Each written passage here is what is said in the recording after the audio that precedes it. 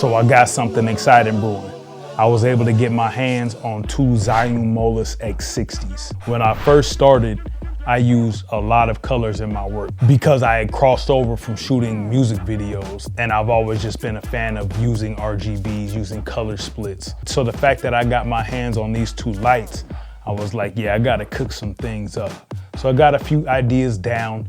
This is the first one that I'm putting together with these. And I'm probably gonna do a RGB series just to kind of get back to my roots, to get back to where I started with lighting and playing with colors. So first things first, they come in this carrying case, which is super dope. Just looking at the build, I thought that they would have a little bit of weight to them. They're actually super lightweight. They have a 1/4-inch mount on the bottom of them, so you can screw them on top of your light stands. They come with a power cord if you're gonna be doing any type of lengthier shoot, but they also come with a battery pack, and this battery pack actually holds a fire charge. In comparison to the other lights that I've used, this light definitely runs the longest. I was running one of the lights probably around 100% of its intensity, and the other one I kind of bounced between 30 to 40%. Shooting for about 2 hours.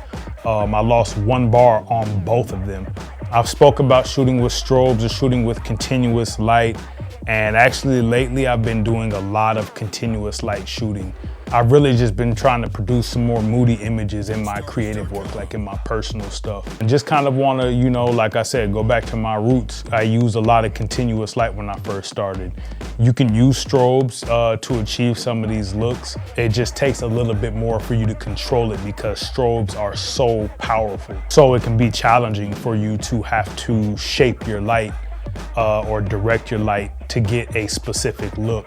As where continuous, for me, it's a little bit easier for me to manage. They come with a reflector, and it has a diffuser that you could put on top of it if you need to soften your light a little bit.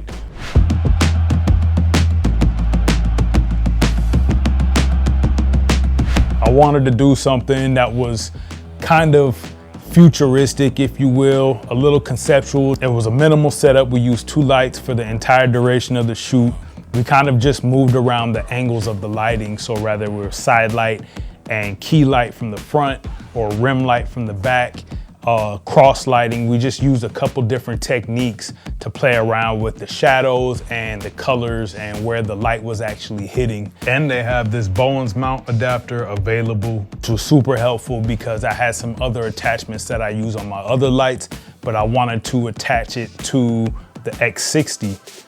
So the fact that they had this adapter that let me basically put any other attachment on there, because the mount that they have on the light itself is smaller. We needed to direct the light to a specific area on the model, and we didn't want the light to spill anywhere else. So we used a spotlight attachment to focus the light right where we wanted it. In the first setup, we used the blue key. That lit the whole setting. And then we used the red on the spotlight off to the side just to provide a red sliver of light. That's all we wanted, was something to just have a little pop in the image. We lit the entire background with just 1 light, which I got a handful of other RGBs, and they're good for accent lighting, but they don't really do what this light is doing. So it's pretty impressive that they were able to light the entire scene. The second setup, we stuck with the spotlight. I just wanted a sliver of light to come right across the face of the model. Then we used the x60 and cranked the saturation up and went with a red backdrop on this one. And like I said, this thing is pretty powerful. It was lighting our entire backdrop. And for one single light, I definitely didn't think that the output was gonna be that powerful. So on these lights, you basically have hue, saturation, intensity. They have effects on them. You can sync them with music. It's pretty much a solid standard light with an RGB option. And again, for me, I love using colors. As you can tell, I have color all around me. So now I'm thinking I can use these in podcast setups and interview setups. They're super portable, they charge up, long lasting, and I can just mount it up on a C-stand super fast and move it around. It's not heavy or anything like that. Doesn't get in the way. So for the third setup, we went with the pink on pink, still using the spotlight. we put a pink gel on the spotlight and moved it just to the side to direct the light behind the model. There's some internal flags on my spotlight, so I changed the shape of the light to a square. You just adjust them from the tops and the sides. We created a square behind the model, and then we used the X60 as a rim light this time, so it wasn't necessarily lighting the background. Although it was spilling a little bit to the background, which I wanted it was pink everything. But the main purpose of the light was a rim light.